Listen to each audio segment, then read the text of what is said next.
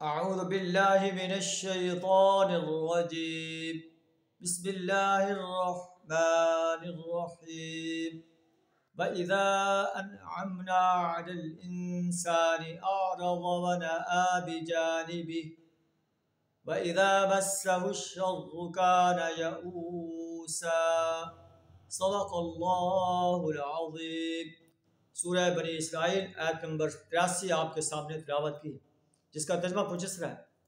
इंसान का हाल यह है कि जब हम इंसान पर अपनी नेमतों की बारिश कर देते हैं, आरवा वन आबी जानिबिह, वो एराज कर लेता है अल्लाह के आर्डर से और अपनी पीठ को फेर लेता है कि मुझे किसी चीज़ की कोई परवाह नहीं।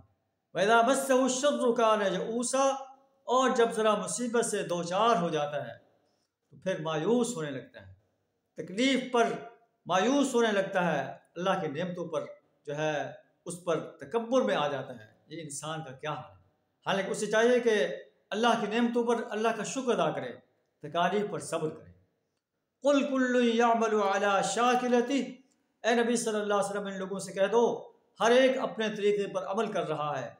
फ़रब्बुकुम अअलमु बिमन हुवा अहदा सबीला, अब आपका रब ही बेहतर जानता है कि कौन सीधे रास्ते पर है। अल्लाह से दुआ है हमें हर हाल में अपना शुक्र अदा करने की तौफीक अता फरमाए, नेमतों पर शुक्र, मुसीबत पर सब्र करने की तौफीक अता फरमाए और सिरात मुस्तकीम पर चलने की तौफीक अता फरमाए।